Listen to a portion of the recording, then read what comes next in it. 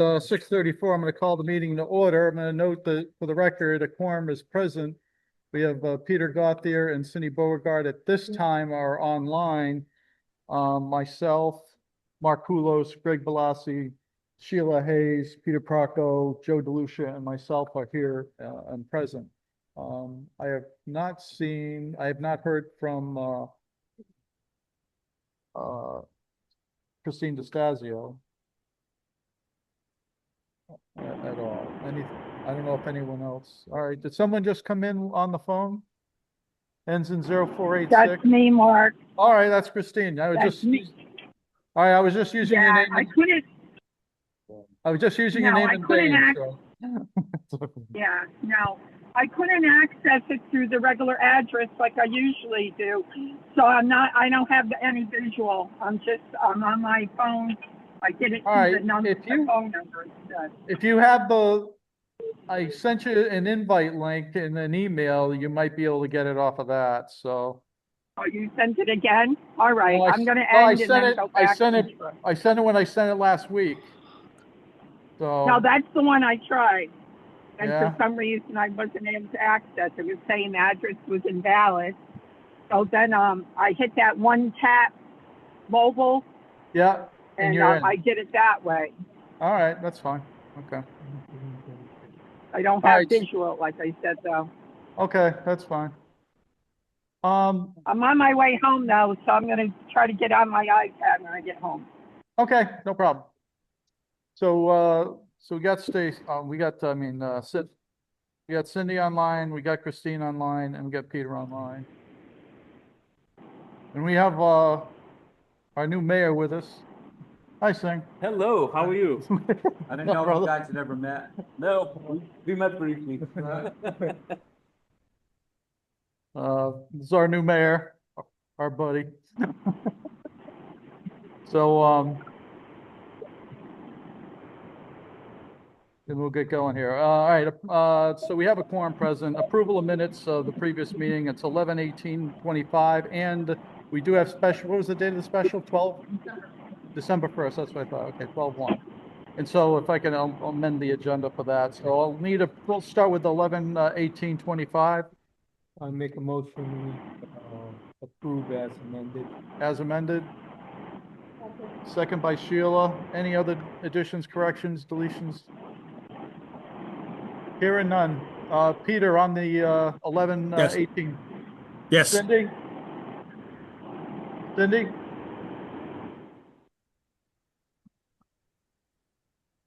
We'll skip for the moment. Christine, on the minutes? Yes. Mark? Yes. Greg? Yes. Sheila? Yes. Peter? Yeah. Joe? Yes. Myself, yes. Cindy, yes. Cindy, yes, thank you. Everyone present and voting. Okay. Is there anybody here for public comment? I don't. No, we still have the. I'm sorry, that's right, December 1st minutes for make a Catherine motion, throw something out. Approve the December 1st minutes as amended. Thank you, Mark. Second by Sheila. Any other additions, corrections, deletions to the minutes? Hearing none, we'll go around again. Peter? Yes. Christine? I was absent, so I'll abstain. Thank you. Cindy? Yes. Mark? Yes. Greg? Yes. Sheila? Yes. Peter? Yes. Joe? Yes. Myself, yes. Okay, so what do we have? 3, 6, 7, 8, 9. Who are we missing other than Bill? Stacy. Zotto. Zotto now. Yeah. He just texted me. He said that he's gonna work. Okay. All right. So it'll be 8-0 with 1 abstention. All right, CSG, you're up. What do you want up first? Which one? Wow. No, that one. I'm gonna do this. Leave this up here.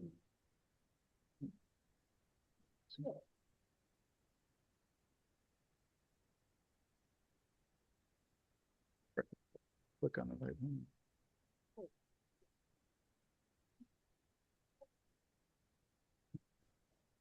But you should see this. All right, go. For the phase one projects, Greenville and Stanley, Greenville specific, we continued discussions with Downs regarding the schedule, adjustment, for the project. We met with OGA and Downs to discuss state change order number one. We reviewed it live with the state reviewer. There were a couple changes that needed to be made and updated. So we've made those updates and we'll be resubmitting, the first state change order.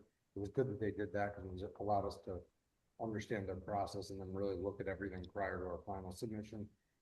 We provided, a tour to the Stanley staff leadership team last,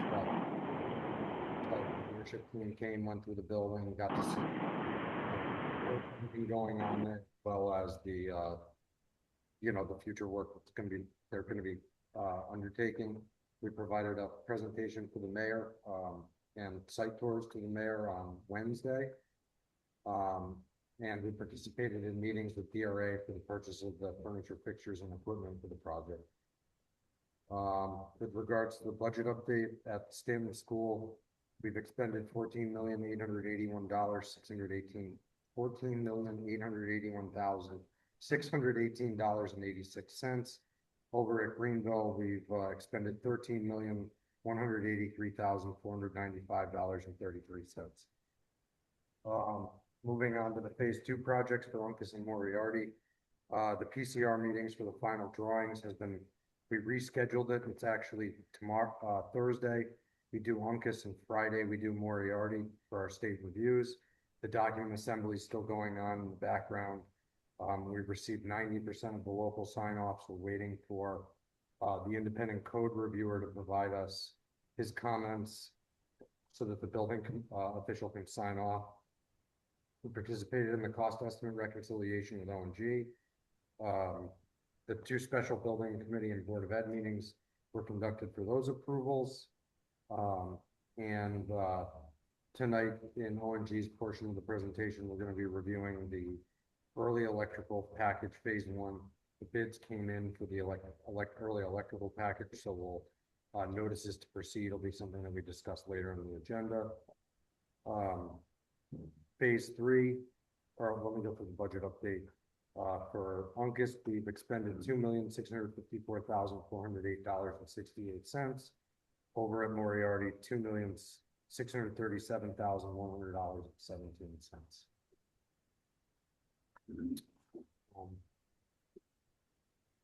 Moving on to the phase three projects, that would be teachers middle school and Norwich central office.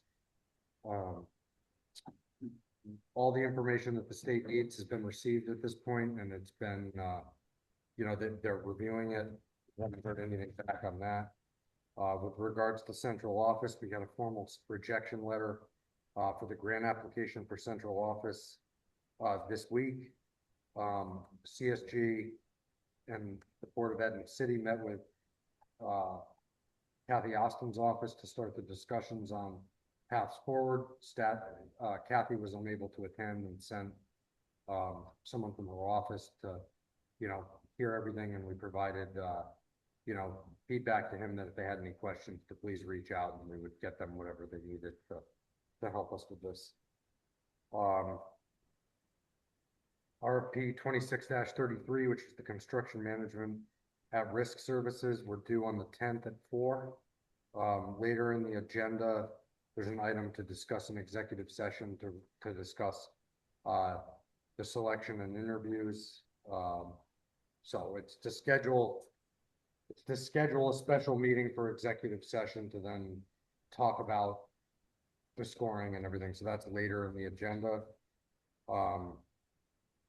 CSG, we met with Superintendent Lassard on Friday the 5th to review next steps for central office. We toured all the spaces that currently house adult ed, the resilience program, Rose City School, and the central office components that we hadn't seen, just to get a better understanding of the program and everything that's going to go there. So we did visit 34 K Street, 191 Hickory Street, and the adjacent property next to that, as well as a portion of the Bishop School that we hadn't seen where the NPS Resilience Program is housed.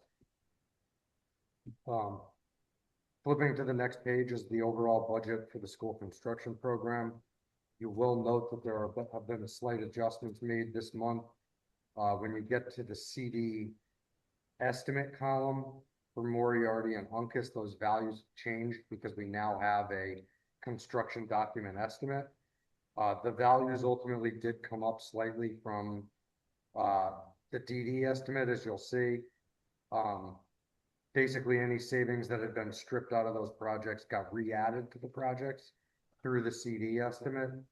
You know, and we're still in pretty good shape overall through the CD estimates for the first 4 projects. The 2 that are projected for Teachers Middle School and Huntington Central Office, we still have $2,276,066 within the overall program contingency for the project. Flipping over to the master project schedule, the only updates to the master project schedule are for Teachers Middle School. We were in receipt of a design schedule from DRA that slightly adjusted the design durations. I pushed schematic design out a bit, design development, and I believe design development was shrunk down and CD stayed the same, if I'm not mistaken. I would defer to Jim on that. They provided the schedule to us, so but it's in alignment with their newest schedule. Teachers or Huntington Central Office is kind of sitting out there right now. It's probably not the most accurate schedule just because we don't know what's going to be happening with central office grant application. If we could go into some detail on the just about as we should. Did we send the rejection letter to everybody? I did not. I just Okay. got it. All right. So we received I don't know, a day or 2 ago, we received a rejection letter from the state, you know, regarding the grant application for central office. And the main reason for that has been we already knew this was going to happen, but the main reason being that we have that adult ed component that's included with it.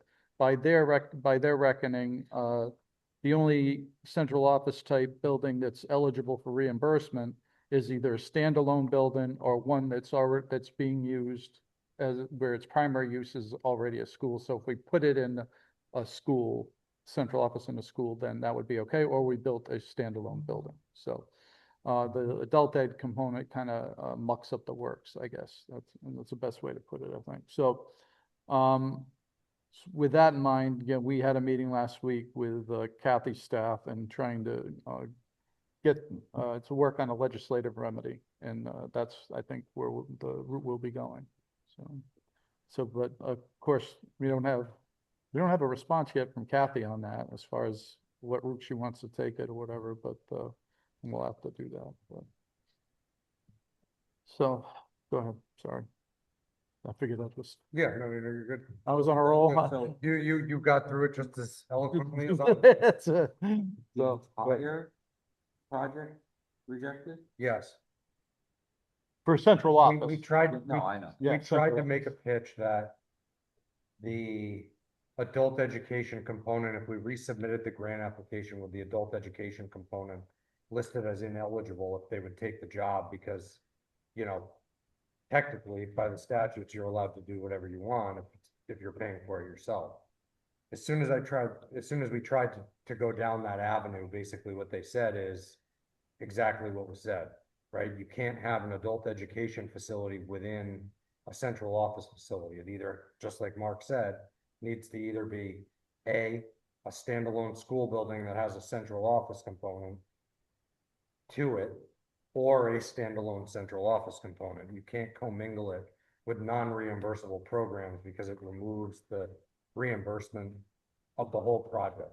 So, you know, that kind of leaves us in a situation where, you know, we have referendum language that states that we have to build an adult education component within Huntington. However, the state is dictating that it's not a reimbursable project because we're adding a central office facility or an adult education facility to a standalone central office. So, Yes, Sheila?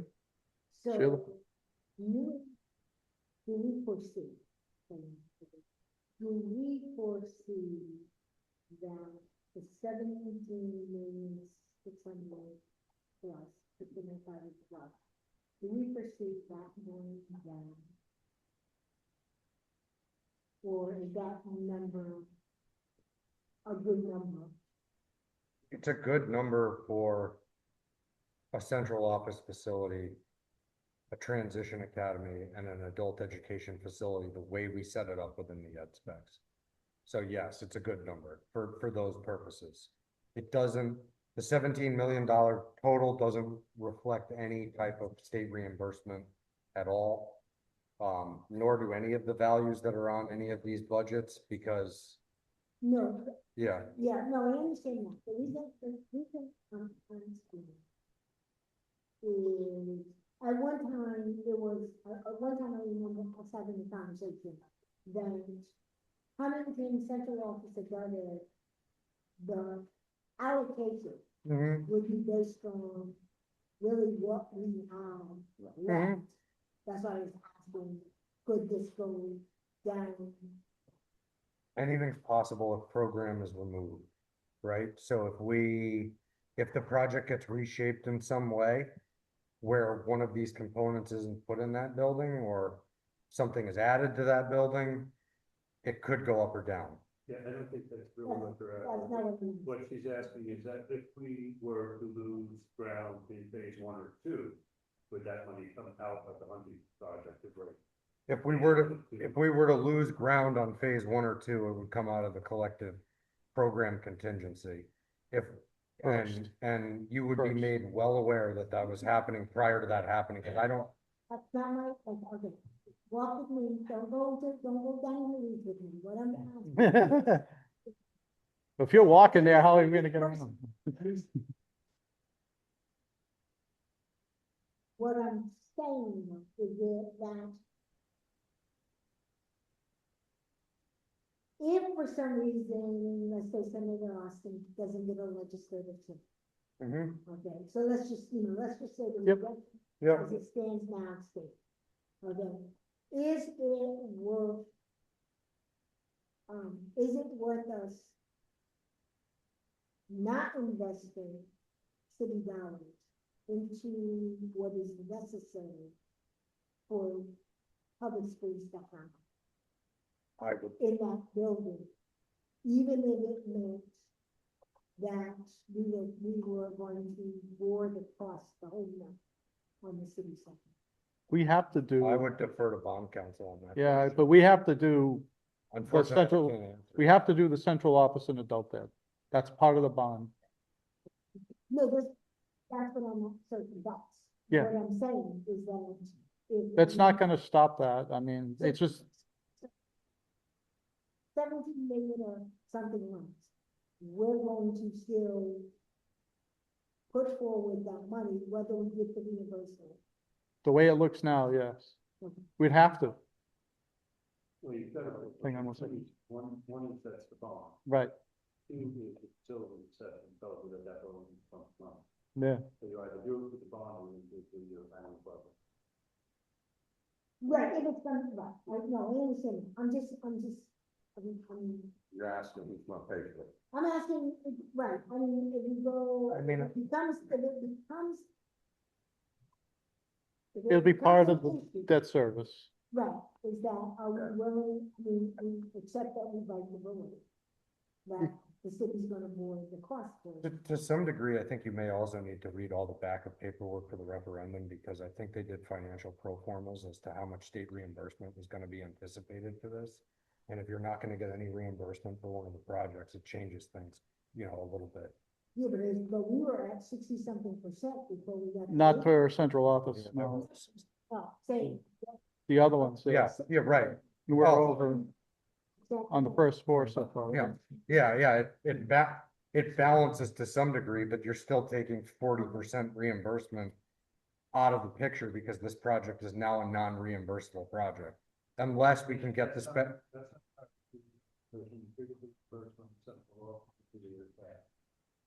Right, I know Yeah. that. So Yeah, I know that. half of the Third, 67. 30, so it's 40, 30. you know, if we were to get 80. Right. 40, 36. Sing, 4%, I'm not, When- you know, griping about that. But you're right, truly, that it would be 67.25%. So if you want me to break it down, it would be 33.626125, Greg. You know, like, Yeah. it's pretty close. right, Yeah. Covering, adult ed, we knew it wasn't covered. The anomaly here is the state now saying, if you put adult ed with a public school function, whether Yeah. it's a school or a central office, then that entire facility doesn't qualify. That's a change, because we've had adult ed in qualifying buildings. We just don't In need- qualifying buildings that are schools, not in an adult education facility that has a central office in it. Right, but if you turn it the other way, Yeah, but we're not going the other way. no, if you turn the other way, you go, this is a central office building that happens to share. I tried that. No, I'm saying in the past, that was not rejected, that's now it is.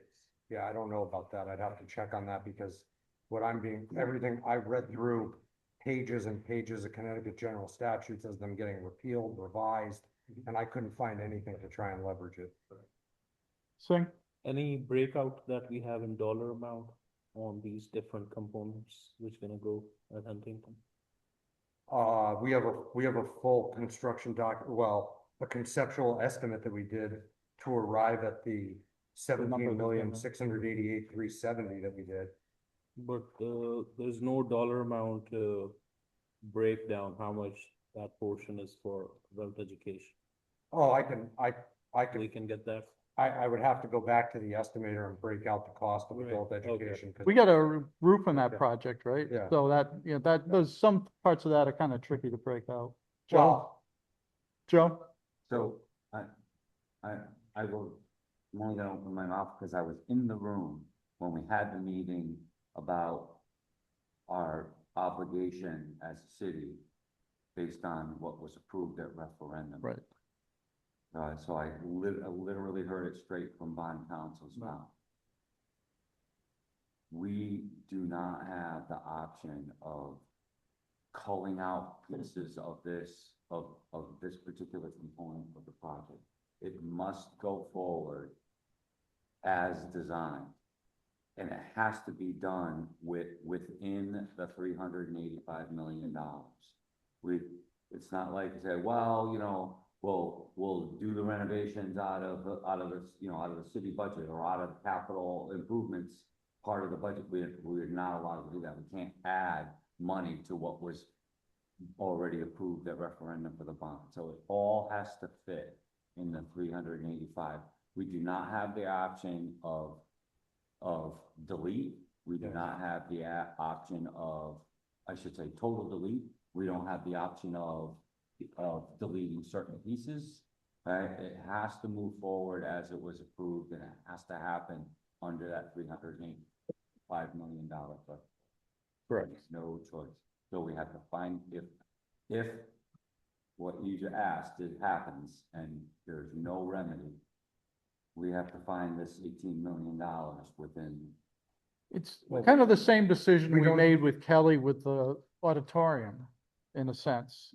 That the state was only gonna cover half the price of that as a reimbursed expense when we did the Kelly renovation, if anyone remembers back then.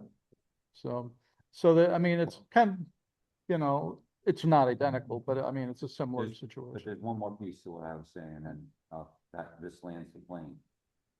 Unless the only out, according to bond counsel, is going back to referendum. Mm. That's not good. Yeah, let's not do that. That's right. Just to follow up, is what I was asking is, because I can remember in the conversations, it was, if we ended up with just $5 million. Yeah. That's what we would put into that's why I was asking, is this 17 million, could it go down? It could. Because we could be, you know, it could be minimum amount of money. It absolutely could go down. If we downscale certain components of it, if we Cindy's You know, here. I will tell you that this project was pretty, uh, bare bones in that we were trying to repurpose a lot of the building, meaning some of the classrooms that were already in there, reusing the good ones. We were trying to, you know, heating and electrical distribution, we were trying to maximize what we already had, you know.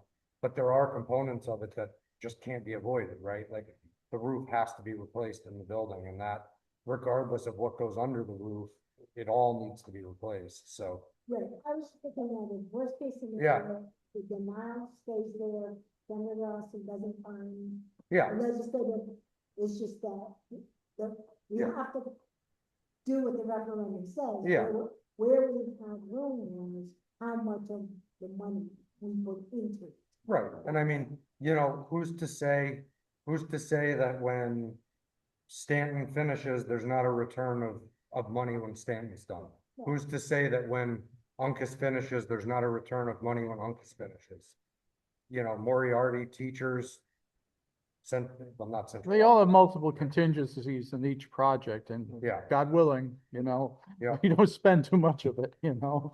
So we know how that goes. But So, from the funding standpoint, Sheila, you know, the money's there, right? It's just whether or not we get reimbursement. Right, Yeah, yeah, yeah. So, and I'm sorry for not cutting to the chase with your question. Yeah. I would only remind, maybe we have a couple of new members that weren't here for this part of the conversation. At the time, when we were talking about this the first time around, we said, well, you know, as we empty out certain school buildings that are not going to be school buildings anymore, like Mahan was the topic of conversation, we'll sell that and use it towards the Huntington project. We can't even Yeah, do it's that. outside of Yeah, it. but. The obligation is 385 million and the state of it. It doesn't factor in reimbursement, it doesn't factor in proceeds from other sales, it's literally 385 million to complete the 5 schools in the central office and that's it. I mean, unfortunately, the only, you know, I was just to whoever brought up the question about potentially going out to referendum again, that's really the only other option, but I didn't even want to bring it up because there was no appetite for it when we needed, you know, it's a text change, but it's a text change. It's not like the text change we did for teachers. You know, for that one, we just said remove, renovate and or, like this would be remove adult education and it would trigger a whole new. we just made the decision whether it was gonna be. So really, yeah, it wasn't a referendum. In the referendum it was. And but- the- talking about the number. No, what happened was the state told us that if we didn't revise the resolution to say building construction. new teachers middle school, they weren't gonna accept the grant application because it was ambiguous and it left us with the option as to whether or not we were gonna renovate or build. Hey, Zato. Excuse me, I'll be all right. So right now we're waiting, Come on in. this, Like time out. Zato, just wanted to introduce you here as the newest member of the committee. And welcome. Go ahead and grab a seat someplace and we'll well, in summary, the project continues right now, and we hope that Senator Austin maybe do something for us, but this doesn't slow us down at this juncture. Well, it prompts an interesting discussion as to what we do, because we were sitting on, you're gonna be making a decision on a CMA list pretty soon. Yep. That is bundled with the central office component. We made a decision on an architect, but if the scope changes drastically, we would have to either go back to the architect, discuss the changes in scope, see if there's any level of increased cost that we're gonna have to pay, or we go back out to bid. And those are the options, really, right? Yeah. Because, you know, we did put in the architect RFP if there would be an upcharge to hold off on the start of the project for 6 months while we tried to review this. Yep. And I believe there was no cost increase, if I remember correctly, for DRA to wait the 6 months. But it'll solely be up to you guys as a committee as to whether or not we. So is it a good idea to hold off on the CM then? It all depends how fast information flows, right? It would be hard for me to make an assessment without knowing what direction this is gonna go, like. Because politically, I mean, the legislative session doesn't start till February, it's My- a short session this year. My biggest fear with this is having people on contract to do work Right, and there not be work to do. And then there be an escalation factor that comes in after the fact because now the project got delayed so much from the original schedule that we provided that now everything's different. well, that's what I'm saying, Yeah. it may be to our advantage to delay the hiring of the CM to a later date as opposed to paying an And- escalation and the way- clause. Well, we'll add escalation if we delay. Yeah. That's the problem. Yeah, That's what the that- escalation is that's- for. That delay will. The CM, Escalation. the CM proposal is written in a way that We don't Yeah. have to. you can either accept one firm for both projects, you can accept one firm for one project, one firm for the other project, or you don't accept anyone for anything. So it's completely up to you how you do that, right? As it relates, I don't believe a contract's been issued for Huntington at this point. If it changes drastically in scope and we have to go back out, we can go back out. Everything's at the city's discretion at this point, from what I see. So I'm trying to get as much information as I possibly can, as fast as I can get it for you folks. So, I'll be following up with Kathy just probably tomorrow to see if she got all the information from Chris, who's the gentleman that joined us from her office, and then we'll go from.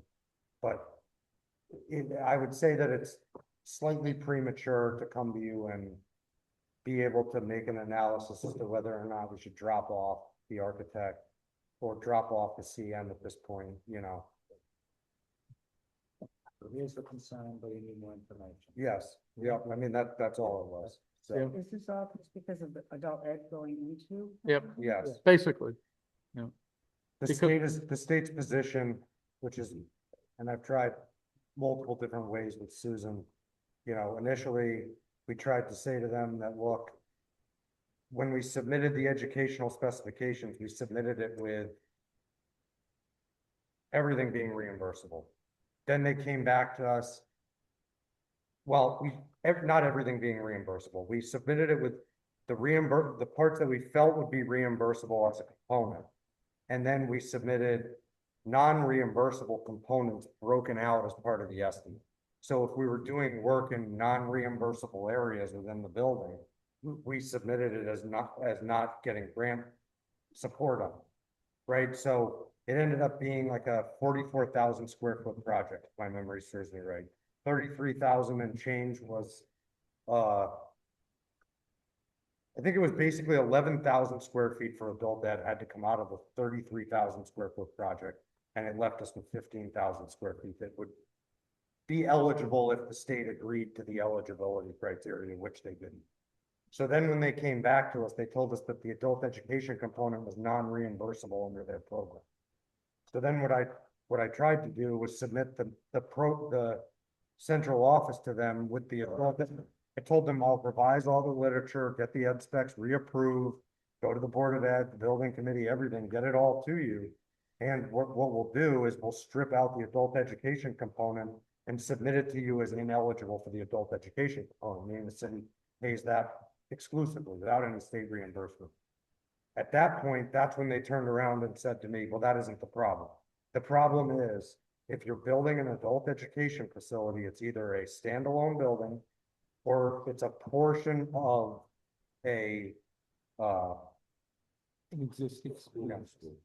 or a school you're building. You want me to explain it again? I just want everyone to understand what's going on. Yeah, no, I know. That's It's a bit of a pain right now. I mean, bottom line, it's, So in We any all get case, that you have multiple moving targets Yeah. on this one, so. yeah. so in any case, we should go ahead with the CM for the teachers project, Absolutely. Yeah, but, Absolutely. but the real question is whether we should hold off on giving the specs out and all of that because we don't know at this I point know. Or exactly the full scope Well, of the Huntington Or project. there's a gap step that you make that when you interview the CMs, you ask them point blank, will we incur cost if this goes out another 8, 10 months? And if they potentially say, no, you're not gonna, but you're still gonna incur the escalation on the construction value. Well, yes. Yeah.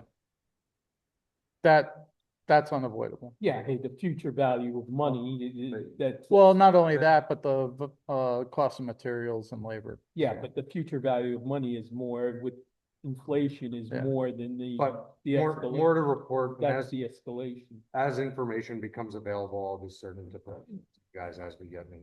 But keep in mind, we have to do the project. Oh, absolutely, and it So has to there's be no- done. There's no reason to delay, because if we delay, or if we carve that out just on the CM part, now we have eliminated the opportunity that we might get one firm that's willing to do both Right. for the cost of, less of cost for Right. doing them individually. Right, that gets completely knocked out. Yeah, and you'll see those savings. You know, further on in the agenda, Joe, there's an item to discuss when scheduling an executive session to go over the selection. And at that point, we'll give you all the fees, whatever credits have been offered by the CMs if they get both projects, and that should also help shape the decisions to some degree. And there's no guarantee there, but Yeah, the opportunity exists. yep. Again, multiple moving targets.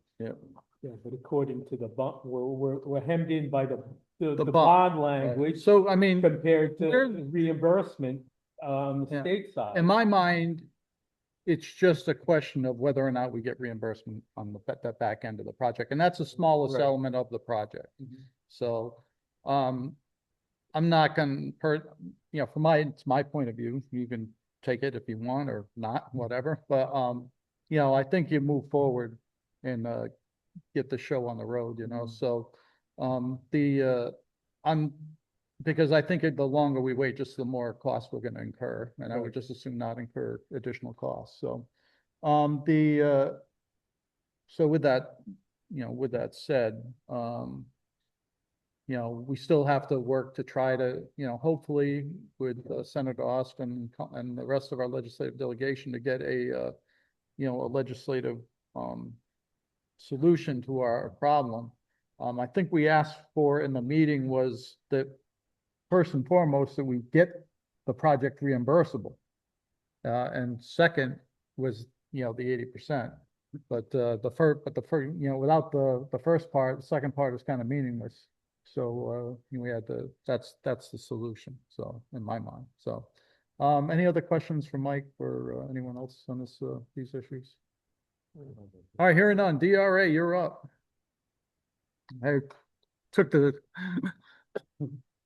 Good evening, and I think we can be brief, starting with a report on Greenville and Stanton. Much of this will be covered with Downs's report, but simply you can see our architect's observations. We're up to site observation 24, meaning been up at the job site, each job site, that many times. In terms of key areas, we recently were able to release interior flooring, ceramic tile, imagery for wall graphics at Stanton and at Greenville. Similarly, weekly site visits, review of PCOs, pay recs, attending pre-installation meetings, and then key items, structural shops being finalized, and then interior flooring and ceramic released. Generally speaking, things are moving along. We have, along with Greg and myself, 2 full-time people focused on moving these things forward in concert with our interiors group and other team members that plug in when necessary. But The Stanton project is flying. Yeah, So, by my, just from my, just to look at it where we've gone in the last few months. Greenville obviously has been more problematic, but for reasons we all know, but it's, but even that is moving along, on so. Stanton, windows and doors don't go in till masonry is completed. I'm sure Downs will report on their schedule and their anticipated delivery. But right now, they have closed in. This is an older photo, areas so that they can work inside with temporary closures at the fenestration points. Yeah. This is something, Greg, I don't think you've seen this. Ongoing meeting with Susan and her group to, fine tune furniture selections and address the, drawings, picking colors. We had a bunch of material delivered down to here that's since been picked up. And we are down to the last 4 or 5 spaces. Been very good, very interactive meetings. We are targeting, a OGA review meeting for the middle of January, which means that we'll have to coordinate that with the meeting of this committee, meeting the school committee for approval of those documents.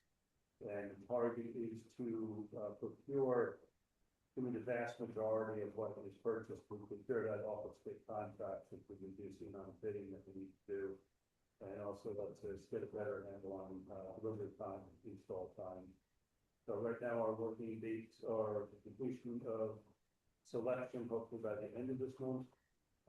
Completion of the documents, presentation to this committee and the school committee, probably second week in January. And as I get closer, Mark, I'll work with you and Mike to figure out what we need to be doing. Okay. And we'll work with the VA because it's moving down. The 18th right now is the target date that I don't need Eagle from Mike's group and my team has put together a target date for those VAs. So OGA and furniture is a little bit more straightforward than building with fewer disciplines, fewer projects. Well, plus it's off the state vendor list, isn't it? Or Yeah, we're still going to review most of what they're going to make sure that we are fully ADA compliant for our building. okay. And that we are not purchasing furniture for multiple people. So if there's a classroom that's designated for 24 kids, that there's 24 chairs, 24 desks, and then maybe 2 or 3 breakout chairs. But that you then don't say, well, in the apartment, there's an equal number of people, like that type of game where you end up buying furniture that doesn't go in the building. Okay. And so they're pretty good at it. We know what they're after. And the meetings usually go by easier than the ones that are third and five.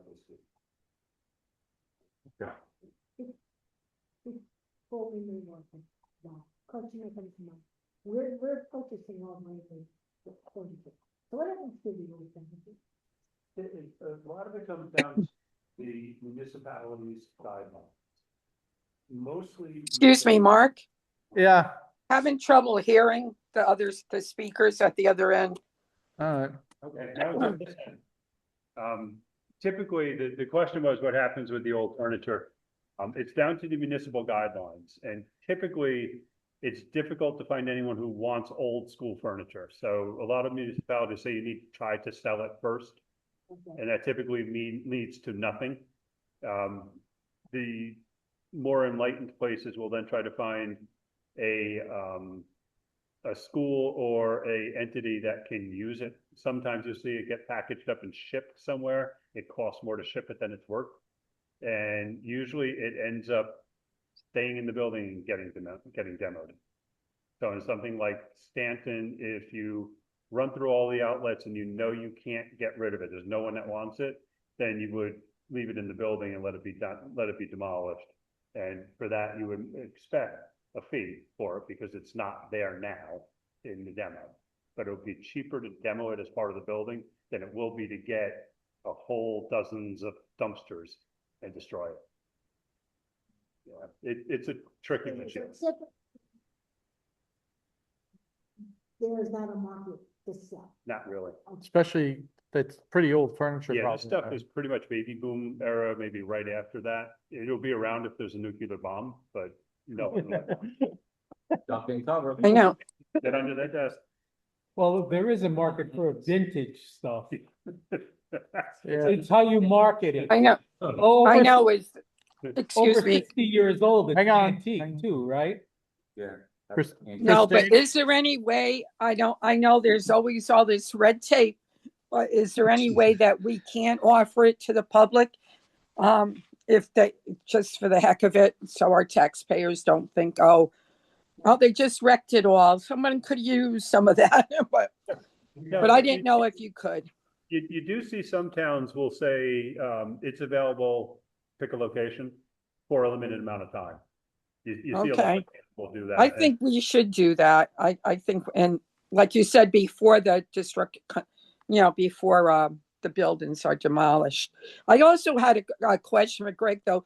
Are we setting aside a certain amount, I'm sorry, of FFE money for purchases after the schools are open? I know that happened with the project I was involved in. There's always add-ons after once you're in the building, you realize, oh, we should have gotten more of this or more of that.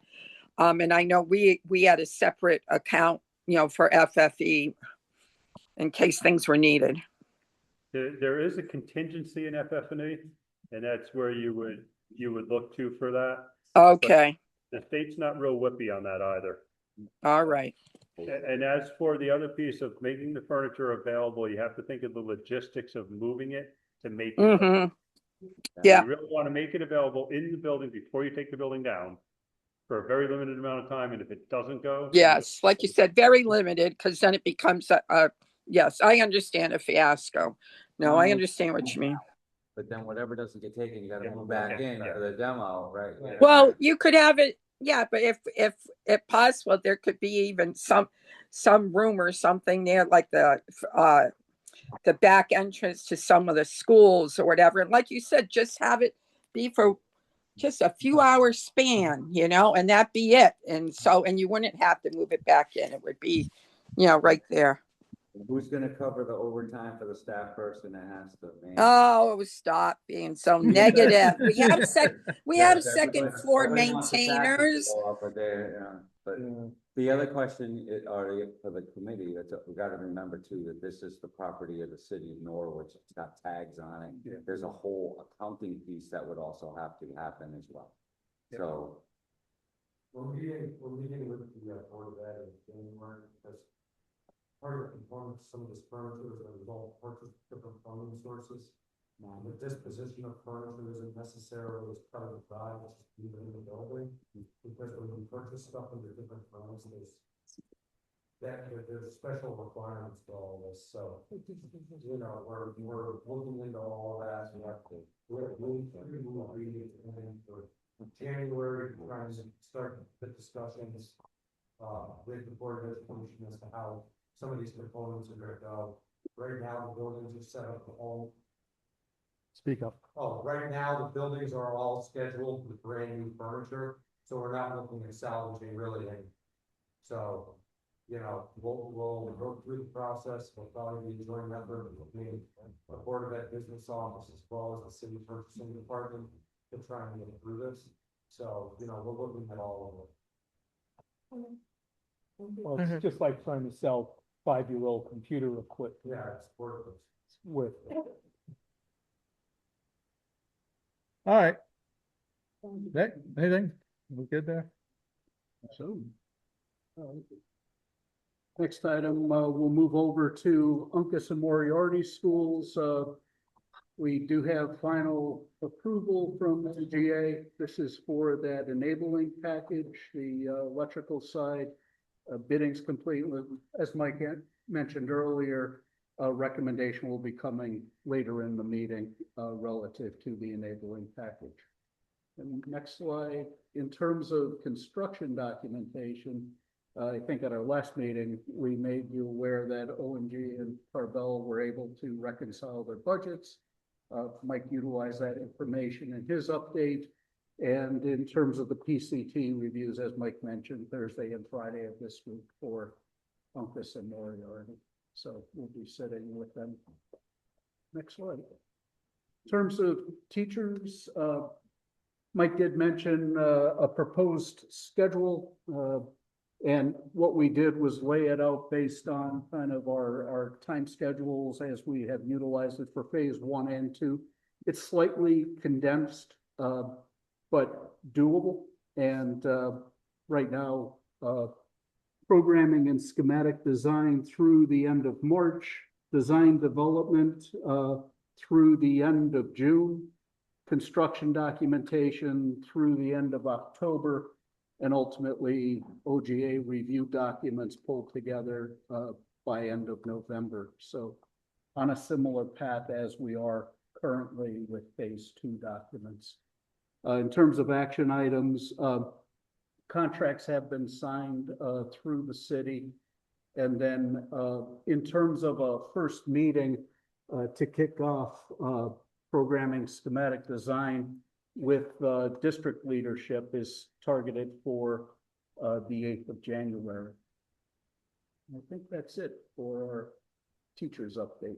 As we said, we're kind of in a hold pattern right now relative to the, Huntington School. Any So questions? you'd be looking to break ground on that, in this late winter, early spring of 27, then, right? Yes. Okay. Do we have conceptuals or schematics on Huntington? Even like just bubble diagrams, anything? We have a program statement that was in the document, but, back in our study, we did some work. Mike, any other conceptual documents? Huntington is the question. Are there conceptual documents? Yes. Yeah. Very, very, very conceptual. It was like trying to just determine what we were trying to put in there with it. So it's existing building floor plans. DRA went through and mapped out the size of the building with some equipment that they had, but it's literally like a floor plan of its existing condition with some shaded areas. It was more of a space planning document. So we documented the building electronically with a matchbook, so it's dimensionally accurate for pitching the Revit. And then we did it, like I said, it's kind of space allocation planning. So we had a program that CSU is developing, not quite at full form, but pretty close. And then we were fitting it, so we know where everything would fit as a starting point. And then from there, it's a matter of fine-tuning program, fine-tuning fixes. Yeah, I wasn't saying that I expected that there would be, I just was wondering if there is. Exactly, we could put that into the next meeting, that space planning thing. Yeah, We're just gonna people see where. It's gonna literally get the bodies. Yes, but it would, that'd be worth showing. We should do that, but then. I love that. Well, it probably wouldn't be. Show them the floor. They showed the floor, and I'd be hesitant to show it because of. If we had transition having and everything else in there. Yeah, it's. Right. No, it's okay if we're not there yet. I was just wondering, and if there was just something. If the answer is no, that's okay. Eventually, it'll get there. Yeah. Well, it's probably not a huge change to interior walls. It's, is it? The entire, not trying to be rude. Next, no, you're last, I thought, on the agenda, you're last. Looking the wrong one up. Oh, The class, I know, that's, okay. There's a don't worry. lot, there's a lot. Okay, we'll get to it when we get to it. Yeah.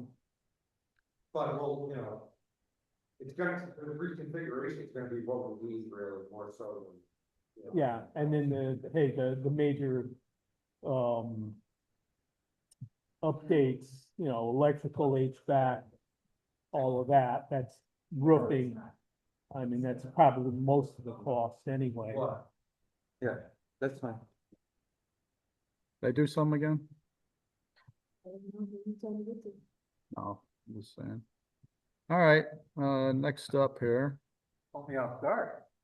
Yeah, Me around. well, I'm just doing it in order to the agenda there. Yeah. Mike drafted it, so I'm blaming him. He's in a hot seat, Chair. I know, so, I gave All right. everyone a hard copy of the digital information that you see on the screen.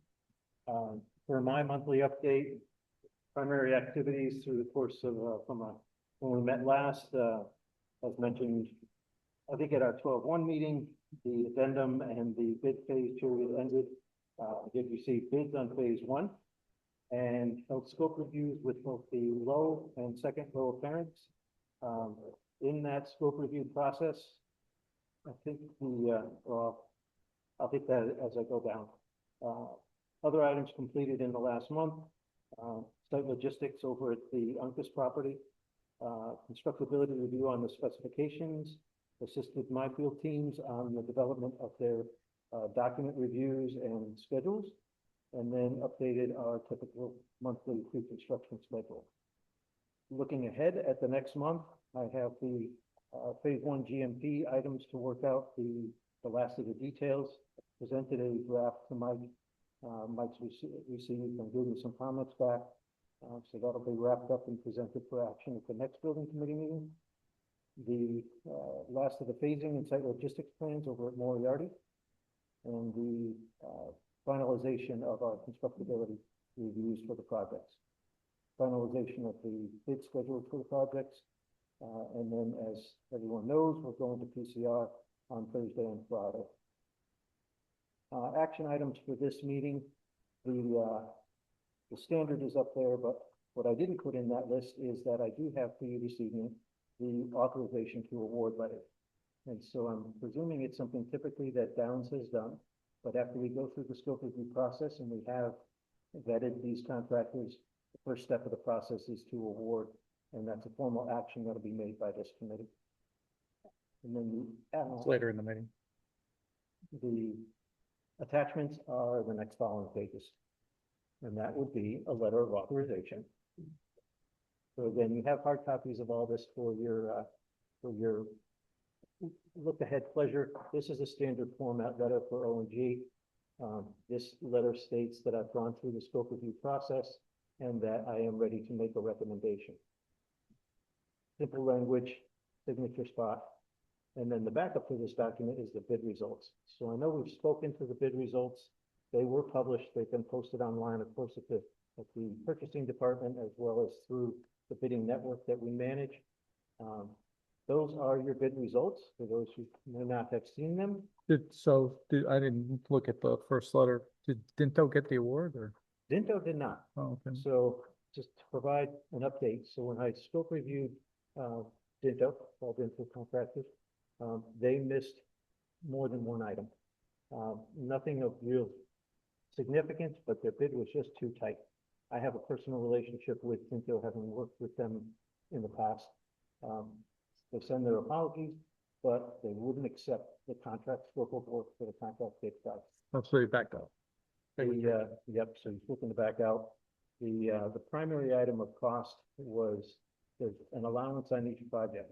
An allowance was carried in the bid package in case the design of the breakers and the main switchgear changed as a result of final reviews or potentially changes in the documents as we do what we call a overcurrent study. The other couple of items were worth about $30,000 that they also didn't carry in their scope of work, so they looked to back out. Interviewing William McBride from McBride Electrical, he also missed the allowances, carried everything else almost, and is willing to take the price without the allowances. Mike has gone to the purchasing department here in the city. They have no issue. We have no issue with removing those two allowances from the scope of work. The value of that work is $40,000. And as you can see, if it was a little bit bigger, we see that the option to go to your third low bid would be costly to the city. Yeah. So I am at a point where I have a good scope of work. I have scope minutes and reviews with McBride to say that we are ready to make a recommendation. So the next item in the packet for you is to let you know where we are on a GMP. So this is what we call our Exhibit A. We will issue a partial GMP, which covers the phase 1 scope of work. And so I just wanted to provide you just some where do the numbers land. You can see the breakdown of the document. It starts with the value of the bid. I identified an allowance for now. I still think it's in our interest to carry that allowance and put it in the GMP so you're not hit with a change order that you're not expecting down the road. But now it's an allowance between O&G and this group. So there's a value of construction cost. The two values that you see here, the $47,200, that's another early phase option or item. What we did is we went out to do the structural steel pre-detailing so that the package was ready to be included in the bid package that goes out to the street. So that's a straight through cost. We internally, we have worked with a pre-detailer that's worked with our design team multiple times in the past. So that's a straight through cost. The $1,600 is a straight through cost, again, for bid printing, for bid advertising. There is actually no printing cost involved in that. And the fees that you see are the 2.5% contingency that's carried in our agreement, bonds and insurance that's carried in our agreement, and the CM fee that's carried in the agreement. And the bottom line there is $492, which my first question was, what did we carry in the estimate? And this being the Uncas project, we had carried in our estimate $690K. So you're starting off right in the sense that we got more competitive bids on bid day than we thought. And you can see that the bids ranged up from the $600,000 to the $1 million mark. So that's our phase one portion of my presentation. I have on the next page then I have all the backup. I just wanted to share this, everybody would know that, again, it's a straight through cost. There's nothing that we're charging, we did the bid work. It's like the part of 20 our page pre-construction thing. phase. We did the bid work as part of our construction phase, and we'll manage the submittal process as part of our pre-construction phase services for you. This is the PO agreement for the structural steel detailing. It's, dozen pages or so. There's the value of it. And the scope of work, that's just a standard agreement that ONG carries with PO contracts. Lots of pages of PO contract. At the following end of that is the PO invoices for the bid advertising. Pleased with the bid results for phase one. Moving ahead to phase two. That was the original proposal for the structural steel detailing, which is wrapping up. Actually, it's right on schedule. I had them ready to provide me the digital formats in order to provide them in the bid documents for the first week of January, and we are at that point. So I'm pleased with land drafting and their performance. Beyond that, it's a couple of POs for putting the advertising. As you may know, of course, we have to advertise locally. That's part of the statute and part of the requirements. That's what it costs. And then we also have to advertise to diversity or to small business or minority business.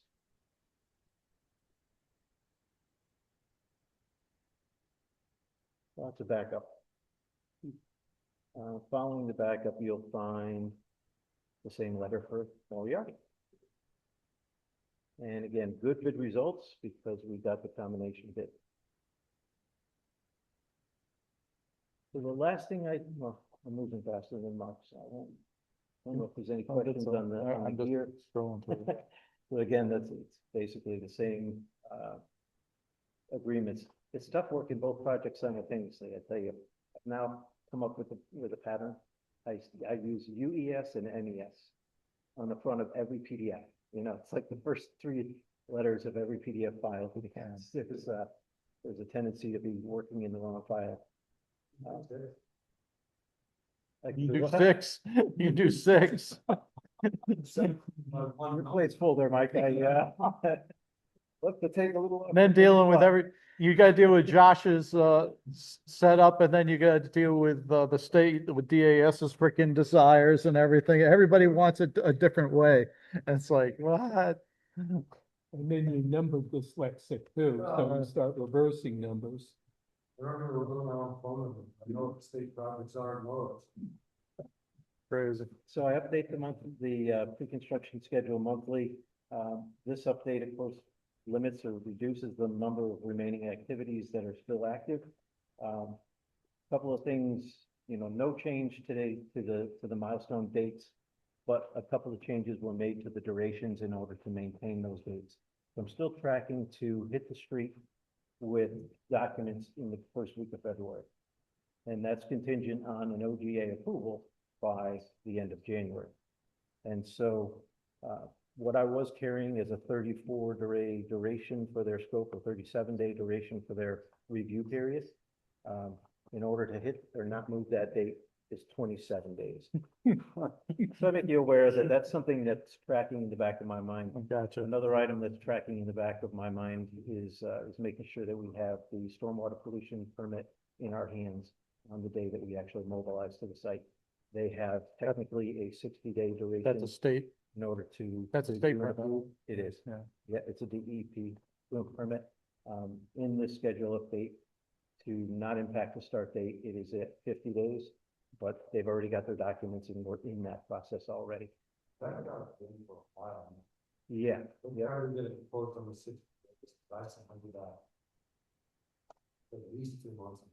Oh, that's even better because I didn't have that date. Yeah, no, And I plugged the date as, It's been in for a while. Yep. We think it'll do PCR in 27 days. Yeah, we're hoping it's going smooth. Our last experience at OGA, has proven out to be better than expected. So we'll- Oh, you started with that? As you're saying, I should have. They may be getting annoyed with us at this point. so- 3 times and spit.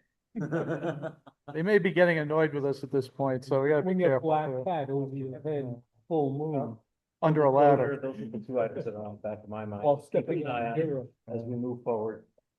Looking forward to the PCR, looking forward to putting the bidding out on the street. And pleased again with the bid results. You saw the number of bidders that we had in the first phase. The energy is out there. Right now, you're hitting the street at a good time. It seems to be a lull in in the quantity of projects that are out there on the street and available. So I'm not sure, Mike, where you had in the agenda an actual motion to authorize. We'll have to later in the agenda, but. 7, 8, no, 7 and 8. That we still need to refine the GMP, so it's, So we're not acting on the GMP. yeah, but I'm Yes. hoping that eventually we change the action to Oh, great. up through and letters of intent. Yeah, Trade we can do that. contracts. We can, If I could have changed it, I would. But I got, it. Yeah. I was kind of wondering about that. When we were in the Zoom there, I was gonna talk to you after the meeting, That's why. and then we got offline and I sat. Don't try and get me that GMP. Yeah, I know. And then after I kind of realized it was. Yeah, So we'll need a motion to amend. yeah, we'll just amend. That's okay. Well, when we get to that item, that area, we'll just change the actual motion, that's all. So that's not that's easy. All right, anything? We just gotta say it slowly for Catherine, that's all. Yeah, that's it. Yeah, okay. Any We questions? can, it's a regular meeting, so we can deal with that. All right, any questions? No. Hearing none. Now Downs.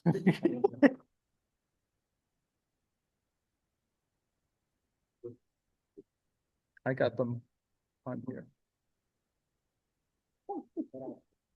Hang on, let me get this up back up there.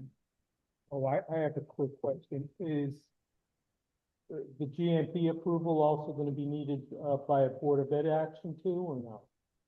Not GMP approval. No, okay. Okay, let me just get over here. If you were-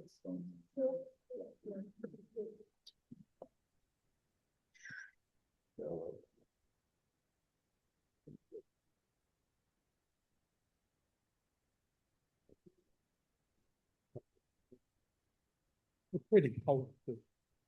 Yeah. You have the color scheme? Clean it on your house first, Mm-hmm. and then we'll leave it on the building. Yeah. Okay, that's the deal. If you paint it on your house, there you go. Well- We'll put it on the garage. The garage. All right, let's hit it. Thank you. So a quick update on Stanton, the construction activities performed over the last 4 weeks since we saw you last. Winter came a little early this year by a couple of weeks, but we're just about getting the building closed in. So the focus has been on getting the exterior framing and sheathing completed on all the way around the building to get it enclosed. Temporary windows, some reinforced poly in the openings. As soon as we're done with the sheathing, we turn it over to the air and vapor barrier subcontractor. And that's what the blue trim on the windows is a blue skin that they trim out the windows with, and then they spray the field with a fluid applied. That's really what it looks like just before the mason gets started. That's fully prepped with air and vapor barrier, and that allows the mason to continue. So the mason got quite a bit of work completed in the last 3 weeks. Started his brick shelf, it through wall flashing in each direction, started working up his way up the wall.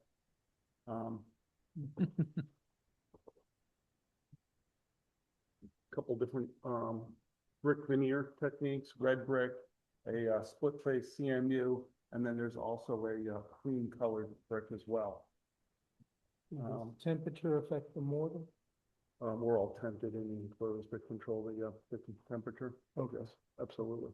So we started on the east elevation of area A. That's a single story area right here. This elevation is 100% complete. We're about 75 on this section and then 25 on that. And the plan is once we complete that, it's just to follow the arrows around and start working our way right down the building. So masonry will just continue for the next 8 weeks. We also managed to get a roof on the building in all locations. That's looking out over area C. The last section of roofing, the gym, the high roof gym, with the roof screening. Some details of the PVC roof system going in place. We also were able to set our rooftop unit curbs up on the high roof A and B. 3 curbs were set and flashed in, and also the curbs for the other condensing unit rails were also completed. So just a simple slide, all roofing across the entire building has been completed. We still have some trim and some flashing to do, but we're weather tight and dried in. That allowed us to continue framing inside and MEP installations above ceiling MEP roughing.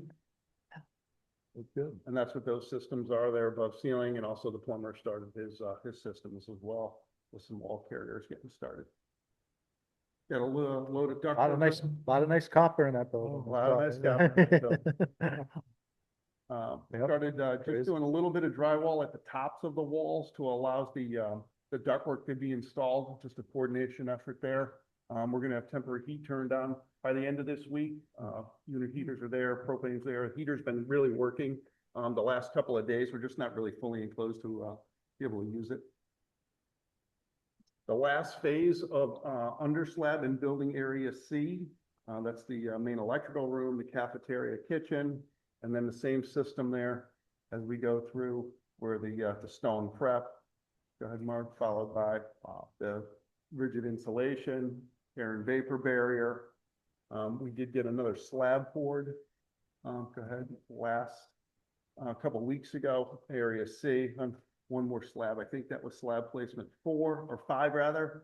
And this was another area that we're also, the loading dock and the ramp down, we were able to get forward. And we've got one more significant slab placement scheduled for this Thursday. And that will complete all of the building slab by the end of this week. And the remaining section is area 6 right in that area. And that's what's remaining is the cafeteria, kitchen, and gymnasium. And that is the school leadership that visited the building last week that Mike mentioned.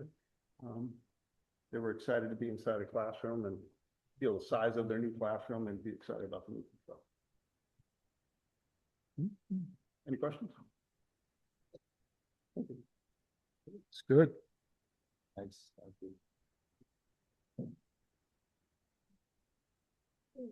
Okay, now the problem child. We're just the fun team, that's all. Yeah. Interesting child, how about that? Is that a better way to put it? It's an interesting child. Yeah, so. It's going great except for. I think you guys will like some of these pictures. Oh, yeah, no, definitely. I mean, obviously we're up there. What the heck is with this thing?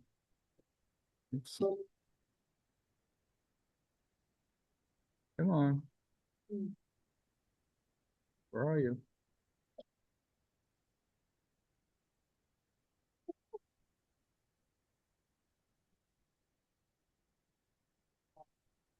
Freaking want to do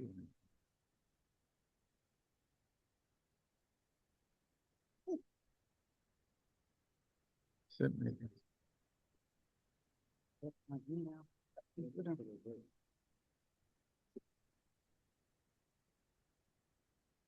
Whole thing. Don't say that to me. You know I will.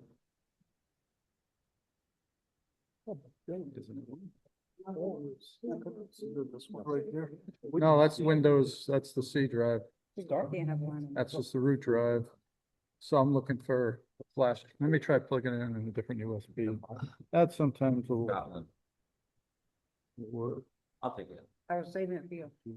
Thanks. You get it in there. Oh, no. No, it's not a USB. Let me do this. Switch them around.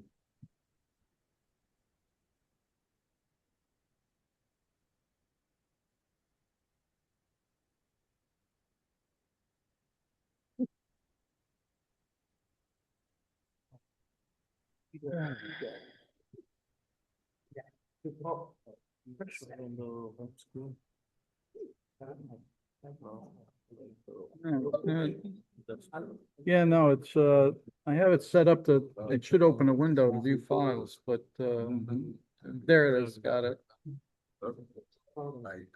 But sometimes if you move it to a different, slot, they'll wake it up.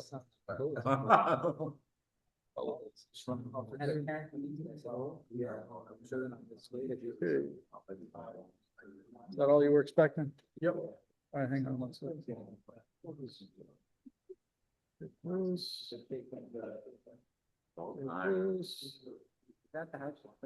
Oh, it's quite a bit different from what we were looking at. Does that work? Yep. Go ahead. For the new folks in the room, my name's Kyle Antini, project manager for the Greenville project. So we blame you? You can blame. Okay. No, okay, sorry. Couple quick notes. Blasting is complete. Folks. Thank you. Blasting has been completed as of the end of November. We did a total of 93 different shots, they call them, so 93 different blasting activities on site, but they have since left. No more blasting will happen. So getting into our progress updates here. This is the perimeter footing being formed up. You could see the rebar in place. These cages coming up are where the columns will go on top, steel columns. And this is the column footing within the perimeter footing. You can see it skinnies up as it goes out there. They'll have wall forms going on top of there. This was November 24th, so shortly after our last meeting. Another look here, this is coming down the east side of Area A. The loading dock starts coming into play on this side here, again, forming up footings. A couple days later, that first picture was over on this side. And December 1st, one of our first concrete trucks on site. That was a big milestone for us. December 1st, we poured actually the entire perimeter footing in one day. We ended up staying late. We got a light tower in, and we were there till about 6 o'clock getting all the perimeter footings in. So I have some more photos of what we were doing. So this was that same day. Concrete pump truck here to reach some of these harder to reach areas with just the truck itself. But so Golden Street's down here. When you come into the site, we did leave out a small portion of the building footprint here just for truck access for all the concrete to come and go. So at the end of the day, this entire perimeter that you see here, all the way back to here was poured. We didn't do any interior pier footings that day, but we did the entire perimeter. So that was a great day for us. December 1st here, some of the concrete actually in place. You can see the pump was overhead there in the loading dock area. So concrete in place, ready to cure. This was the following day. These are all concrete blankets. So we threw these over top of the pour. So overnight it doesn't get too cold. The concrete cures at the proper temperature. This trailer here is a ground thaw heater. So there's hose reels that come off of there and glycol flows through it, so the concrete stays warm. So we have 2 ground heaters on site. This is one of the interior pier footings. Again, the column, the structural steel column will sit on top of here. This was a few days later, but more concrete being placed within the building footprint. And this is a look at that loading dock area again, but since footings have been stripped, concrete's cured, we actually did a backfill up to the footing level, so easier for the concrete guys to keep standing up walls and whatnot as they go. And here on December 4th, we have some wall forms starting to be put in place. Golden Street is in the far side of the picture here, so that's area B, and this is area A of the building.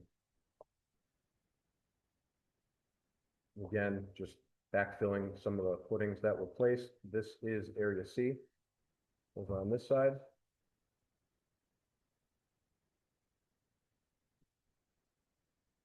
And another look from above here on December 9th, you can see all the concrete's in place, backfilled up to the footing.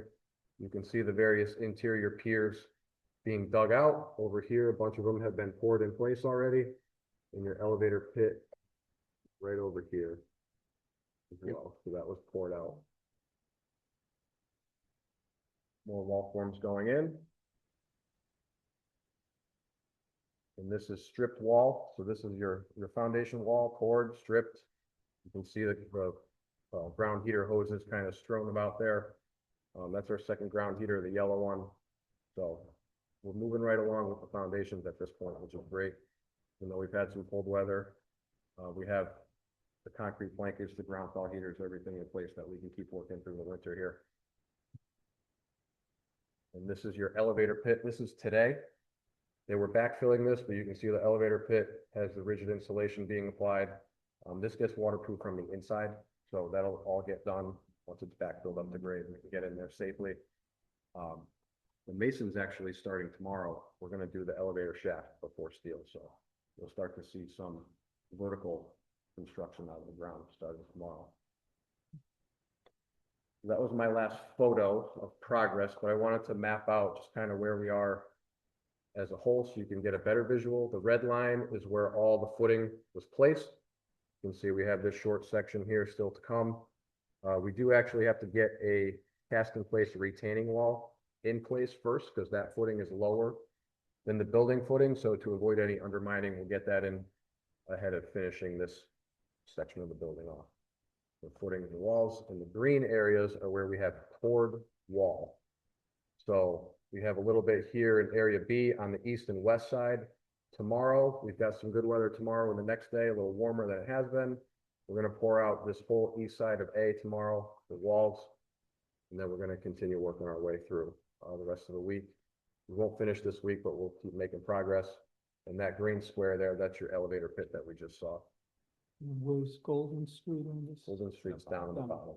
Oh, okay. So our trailers are set up here when you come in. That's the building right in front of you. Roughly, do you have any idea how many yards of concrete you poured there? I didn't count up the math. I could get some numbers for the next meeting for sure. We have all the tickets, but I didn't. I was actually out for the last week, so I didn't have a chance to get too much of the data going, but I can get that for you guys. I'm just curious. Yeah, it's cool to have some numbers on stuff. And the interior piers, I had a number there. We had, I think, 18 out of 44 in place, poured and in place. So we've got, a little bit to go, but those are simple compared to the walls and footings that go on. And this is just a progress update on the schedule. So, updated progress. We have concrete ongoing, walls ongoing, structural steel is due to start on January 5th. So right after the new year, the first full week in the new year. We have our pre-install meeting for that tomorrow. So we'll get a lot of the details hashed out. We already have our pick plan. We have our crane locations. We have all the safety documentation, the cranes on reserve. So we're ready to go. It's just a pre-construction meeting with the design team and the players to make sure everyone's on board. We answer any last minute questions. Those are the upcoming hot items. The masonry is going to start. We'll do the elevator shaft. We'll disappear for a while while we build the building. And then we'll get steel going early January. And from there, you'll see us starting to catch up to the Stanton guys. All those progress photos you've seen And this does account for the time for the pre-blast survey and the additional blasting duration. So this shows you a snapshot in time for a substantial completion date of March 2nd of 27. So we will continue to work to pull that back. We've had, some things that happened, pushed the days out. We're still in talks with CSG and the design team and everybody about exactly where that lands. But, our plan is to work Saturdays, premium time as it's available, pull some time in here and there as we can and minimize that delay for the job, essentially. So. And still crushing, removing rock. Yeah, that'll still be ongoing. Their operation is up on the top level of the site at this point. That'll probably happen for most of the winter. Every day the pile gets smaller, which is great, but a ton of material up there to still crush. So we're clearing out space for Area D, the building with the gym up top. So that's kind of our priority, is moving that material. We're starting to dig out to get to subgrade for that. Expose the ledge, see where that elevation is, because some of the footing's actually tied to a ledge in that location. So we're working on that, and then we'll start working utilities as well, coming down from Boswell. And the crushing operation will kind of corner itself in that northwest corner of the site. Most of the utilities coming in from Boswell? Most of them do, yeah. Just about all of them, I think. Was the septic going out building, or? I don't. I'm just thinking of gravity. think that one- I'm just thinking gravity. So, Yeah. Yeah, And drainage is down there too, right? yeah. right, yeah, there's Yeah, the section on the left as you're looking from Golden. Yeah, there's a, Come down and actually run down the hill into the, something like the loading dock side of the Yeah. building, then into the building from there. So what percentage of the road to Boswell was done? the road isn't done. Yeah, we don't have any of that done yet. It's Nothing. pretty rough up there right now, because Yeah. they Right. finished blasting that area at the end of November. You can drive up there with a construction vehicle, like their heavy equipment and a truck, but it's in no condition for like a car to drive, we're still. I'm not taking the beamer up working our there. way No. through that. You need some clearance. That will not be the main entrance. That's Golden. Golden Street will be the main. Yeah, entrance. Golden Street's gonna be the main entrance, yeah, the staff side's coming in from Boswell, Staff entrance. so. All right, That's pretty much it. Any questions on any of that? So everything has gravity drain, all the For buildings that sewer. we're getting. Like for the rainwater and for the gutter water. Yeah, everything it is all, gravity yeah, based. it's gravity flows out Gravity through the flows out. piping and everything, yeah. we don't have a pumping station for Greenville. We do for Stanton though, right? Do we have a pumping station for Stanton? Oh, you got a force main? Okay. Oh, okay. I figured, all right. I knew there was something there. Going to southeast, the finished floor elevation, but it's running. They stay in over the with this direction, getting the bit of that. So that goes well. Just pipe it into the old underground river. I was worried when we first started doing this project, because the whole separation of sewer and stormwater and stuff issue.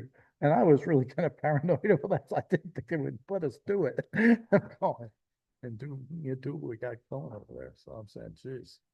But, because that's always been an issue with, us in town, trying to separate those two pieces out.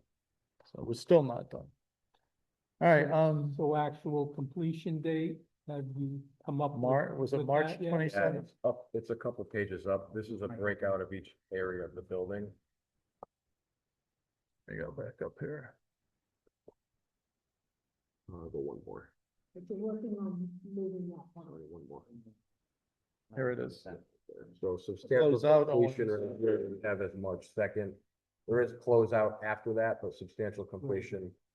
So early March, Second, yeah. So we're working to pull that back and to then be more in line with where we originally started. that's hopefully you'll have all the electric stuff in and everything. Right? Oh, yeah. Oh, yep. Our switchgear is on the same track as, Stanton, so we'll have that actually a few months from now, ready to go. 6 months. Once the building's ready, we'll be able to just drop it right in. Any other, any questions? Any other questions? All right. Thank you. Thank you. Oh, yeah. All right. Yep. Thank you. Thanks for coming. Thanks for coming in, Singh.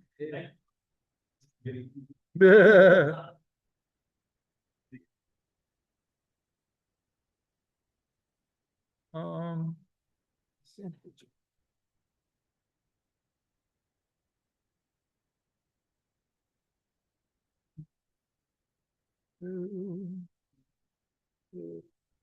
Someday I'm gonna remember to bring up mouse in. All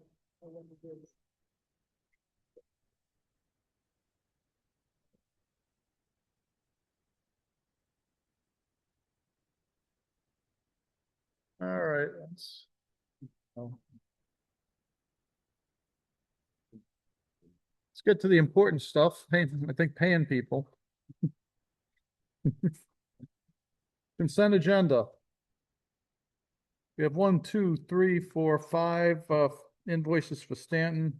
1, 2, 3, 4 for Greenville. 1, 2, 3 for Uncas and 3 for Moriarty. I'm not going to read them all off in the interest of time and boredom. We should have them all. So I need someone to say to approve the invoices on the consent agenda for payment. No, do them all. So moved. One shot. By Sheila, second by Greg. Any discussion? Hearing none. Christine, Yes, to all. Peter, Yes. is anyone else online? Nope. Cindy? Yeah. Greg? Yes. Sheila? Yes. Peter? Yes. Sato? Yes. Joe is yes, I'm yes. Huh? Oh, Mark. I skipped you. Yes. Sorry, Mark. So there are too many marks in this committee. All right, all present and voting approved. I think that's 10-0. All right, discussion on possible action on items impacting costs. You're up, Mike. 20, 13, 14. Yeah, come on up. Giving us another handout.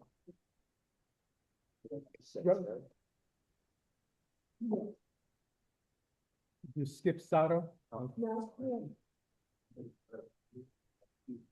I'm sorry.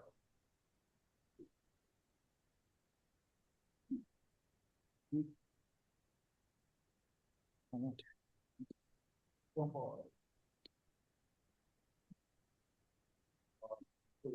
on moving stuff. There's one item in the package. It's a professional services supplement for DRA and their geotech consultant SLR. If you guys recall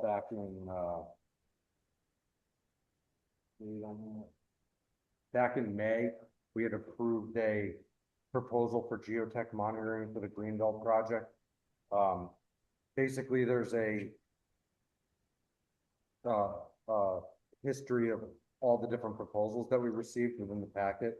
So before the project started in January of 2025, DRA had provided us a proposal for $360,000 to provide geotech monitoring for the Greenbelt project.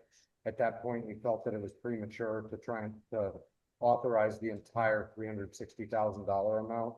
And what we eventually arrived at in May was a proposal of, it had to have been around 150,000. I don't have the exact value because the DRA cover sheet wasn't included as the backup, so I only have the SLR package. But it was 128,000 with 15% markup on it. And back tonight is another geotech monitoring proposal. Basically, you know, we wanted to see how it would go when we made the approval on the first geotech monitoring package. That first package has been expended based on the work that's been completed out there to date. you know, I think it's important to understand through the construction phase of this project and while the blasting and site work has been out there, going on out there, SLR has been a requirement that SLR is out there nearly daily to do investigation on the items. You know, we're using material that's processed on site as one example.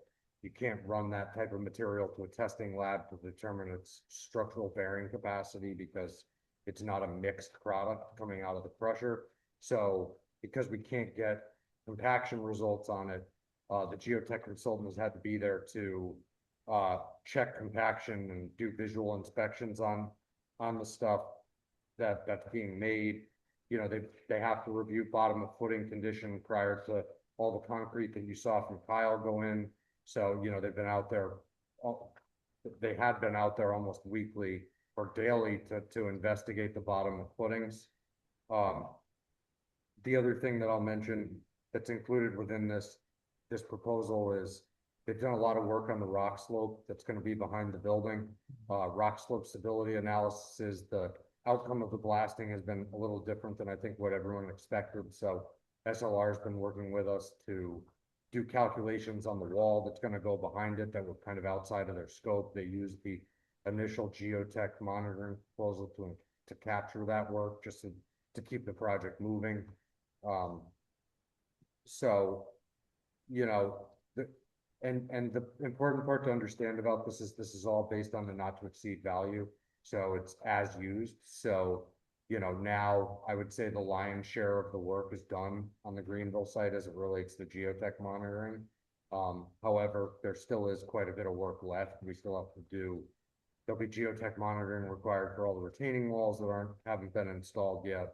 The concrete wall that hasn't been installed yet that Kyle showed. You know, there's still additional footing that needs to be installed at the end of the building. And there is quite a bit of work that'll still be necessary, but when you go through the proposal that SLR provided to us, all the tasks are delineated with estimates. You know, there was a $10,000 credit because we didn't expend the entirety of the first proposal. So that $10,000 is being applied for the second proposal. And on a monthly basis, we're monitoring the billings to ensure that it lines up with the work that's being done out there.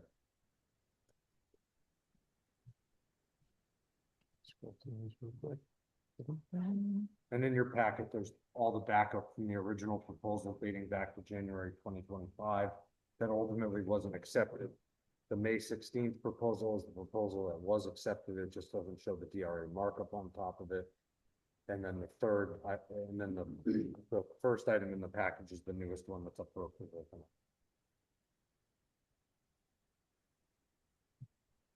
So they're on contract until the end of the construction?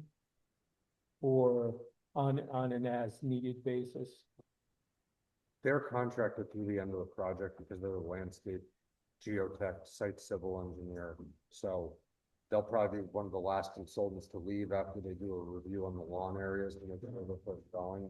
You know, so they'll be with us all the way through the end, reviewing site details.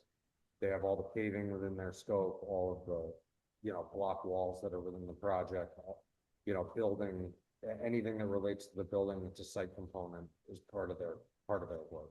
So they're making sure that nothing shifts during construction, Nothing. shifts or subsides or anything. It's more that the base is solid. Yeah, that everything's being done correctly. Right. So, because they're putting stuff in there that they can't test ahead of time. Right. Yeah, I mean, yeah, the you crusher don't know. isn't, if it was being crushed at like a quarry or something, it would be mixed more.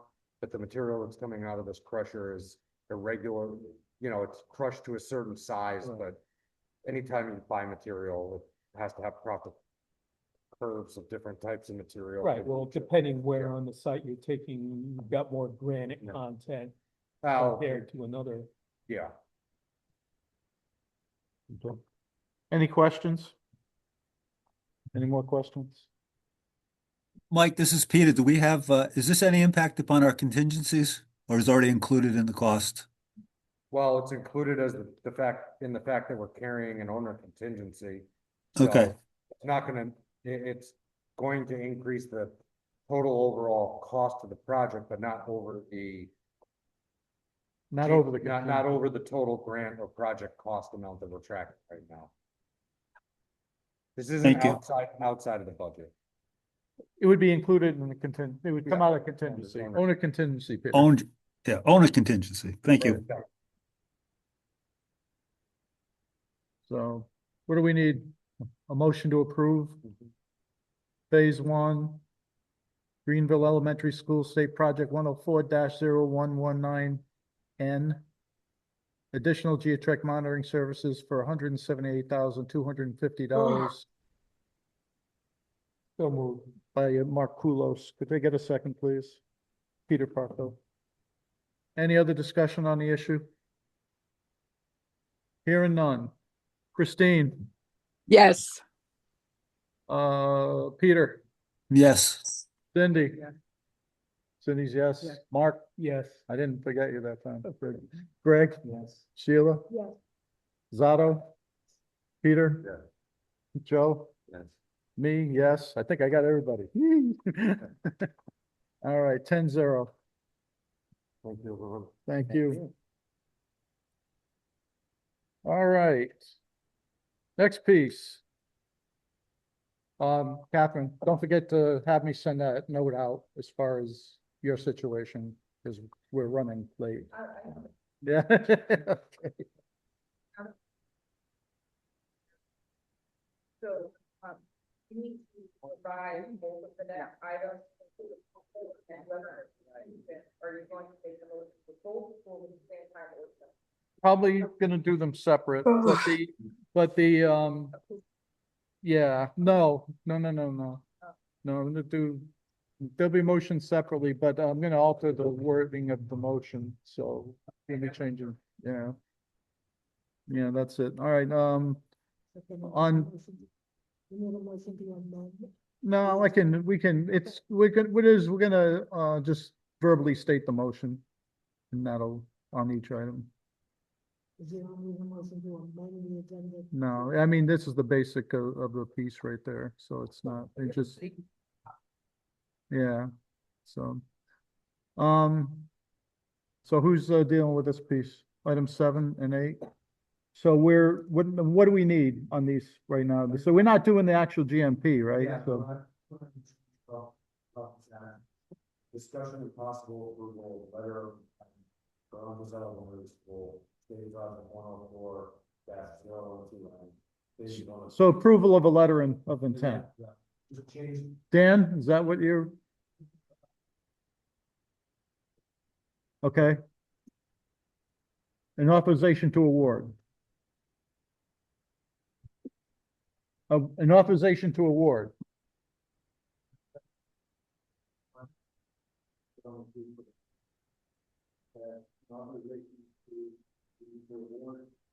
Award.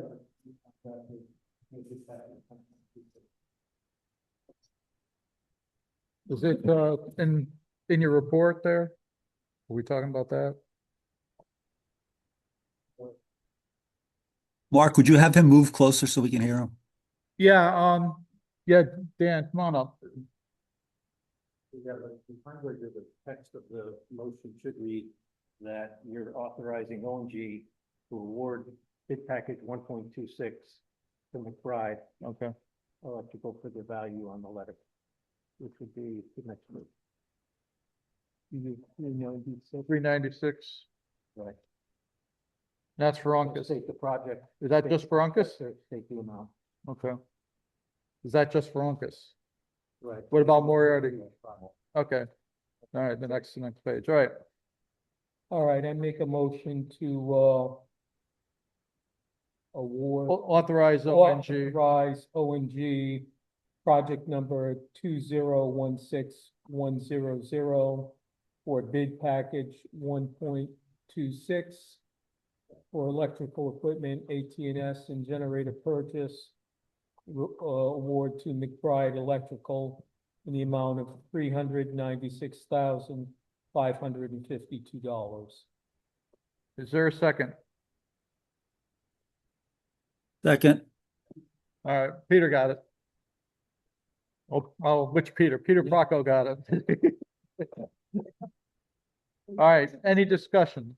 Does everybody, Explain.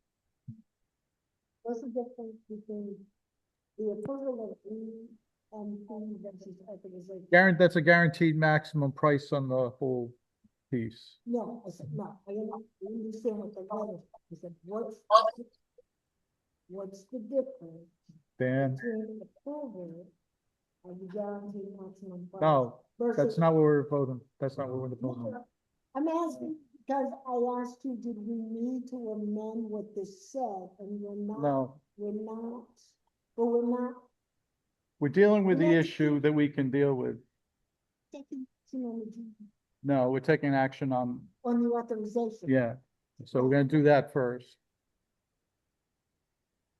There isn't a need. The motion is gonna be, covers the agenda issue. If that's what you're concerned about. I am, because they sound like they're two separate. They are, well, no, they're similar. One's coming before, one's the cart. But see if we need to authorize to award the bid package at a future meeting with the approval of the GMP. That's why I'm saying they are two separate options, which is One for one for the authorization. No, yeah, no, but they're two different pieces There's two altogether. Yeah. different options. The GMP is a future meeting. Right. So this is just the authorization. I know that's not what it says on the agenda. Right, which is what I'm asking. That's why we're codifying it in a motion. So this is the authorization for the award letter to give Yeah, I know. the Yeah, bid. Right. Okay. I am just concerned that they are two separate actions now, and now we didn't amend the agreement to allow. I can amend the agenda on a regular meeting. I don't even need the committee to do that. Okay, okay. So as long as it's a regular meeting. So. All right, any other questions regarding the authorization for, I think this is Uncas, right? Uncas. Right. Anything, anyone? So, Mark, this is Peter. Just one question. Go ahead, So Peter. Ram drafting, they are part of this 396? They are not. They'll be part of the GMP cost, there's a pre-construction expense reimbursement. Okay, They can bring the going to release the electric state contract. Because we need that to do the switchgear and stuff, right? Right, that's what that's all about. This is it's all about the switchgear. Yep. All right. Anyone else? All right, hearing none. Christine, Yes. Peter, yes. Cindy, Mark, Yes. Greg, Yes. Sheila, Peter. Zato, I forgot, yeah. Yes, thank you. Joe? Yes. Myself, yes. 10-0. All right. Next one, Now, the next one. same thing for Moriarty. The same project number, same bid package, and the same amount. Value change. The dollar value, so you're mentioning Moriarty project? Oh, yes, it is. It's 3,000 less. Okay, The value and the contract. right. Okay. Can you do it, Mark? Yeah.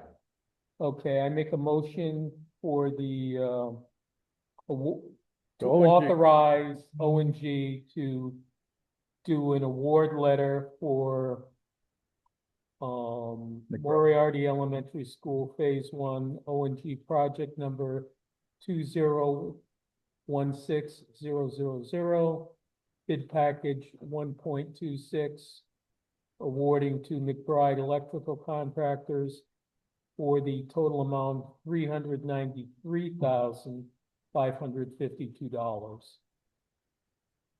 Again, for the Moriarty. For Moriarty. Yeah, I think you said Moriarty before, Right. phase 1. Okay. Is there a second? Peter Procco, again. Any discussion on the Moriarty piece? Hearing none. Peter Gauthier, Yes. Christine, Yes. Cindy, Yes. Mark, Yes. Greg, Yes. Sheila, Zato, Peter, Joe. What? You're killing me. Yes. I'm bad enough as it is, jeez. Motion passes 10-0. Okay. So those two pieces, we'll consider the GMP at a later meeting. So seven and the GMP issues will be dealt with later. Discussion and possible scheduling of a special building committee meeting for the selection of a construction manager for teachers, middle school and central office. Basically, did we set a time frame when these things had to be in, Mike? The ratings, there's only 3, right? Sam sent out the thing, the form. Yeah. So, you know, they kind of want to discuss with everyone when they think that the evaluation's done. And then what I'm really looking to schedule as a meeting, 17 executive session. Right. To discuss the proposals that have been received and short list of whether or not they proceed with interviews. So, or how we want to handle it. So, it would be, we'll bring the big tablet, we typically do it, you know, upon it, we'll get the evaluation piece completed. I believe we were given a date of January 2nd. Were we given? I don't remember that, but that's all right. I might have missed it. January, so that seems kind of long. I think we can get it all done by 8 AM tomorrow morning. Yeah, just about. It's only 3. Ready to go. No, not ready to go. So it's Downs, ONG, and I think Newfield was it though? Yeah. And you've worked with Newfield before. Samantha, yes. Yeah, Sam sent it. Right, Sam, you sent it. Yeah, I sent it. I can recirculate it if needed. I have. Now we all have, I think we all have it. No, we got We it. all have, Okay. we have. You're good. Thank you.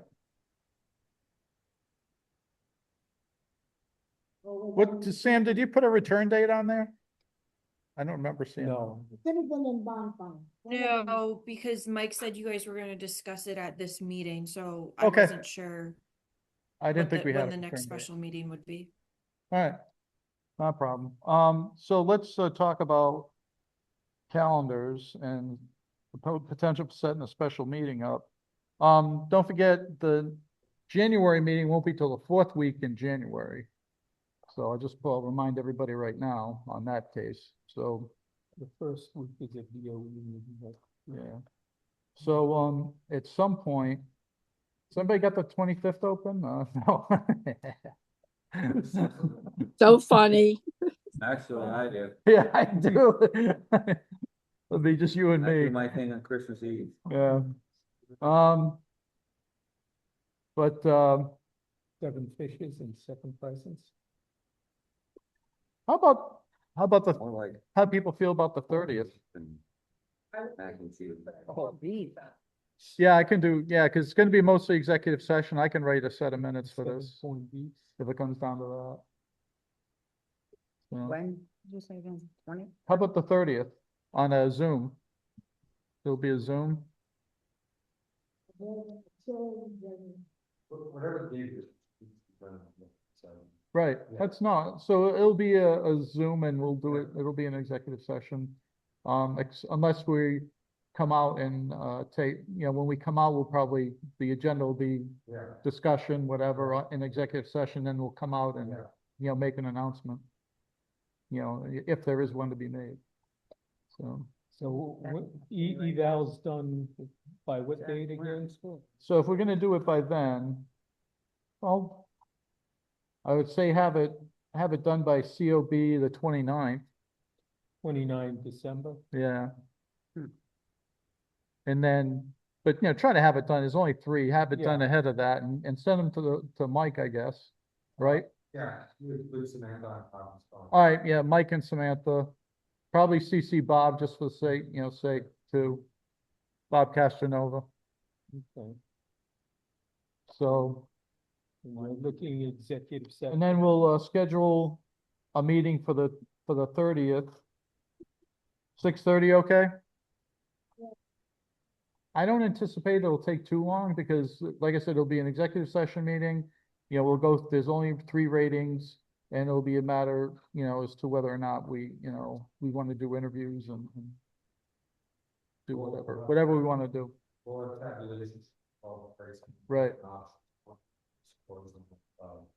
Yeah, with a number of players, it shouldn't be too difficult. What? 6:30. 6:30 6:30 on the 30th. on the 30th. And that's just to discuss the special. results. That's not for interviews. No interviews, but we'll talk about a schedule for interviews probably at that point. Okay. That's a good question. What would you do on the Lincoln? You know what, Samantha, we need to send Zato the information. Comment by, yeah, I can never get the last name. Kadambaya, okay. Yeah, if you send me his email. Did I send it to you? um, I know I sent it to somebody. You might have. Let me Did double I? check. Hang on. You get it to Sam? All right, yeah, let's get it to Sam, and Sam just get Zato in the loop as far as the ratings. Zato, we're reviewing RFPs for construction managers for the last phase of the project. That's what we're doing. So Joe DeLucia can help you. He's free on the 25th. Right, I'll come up the house.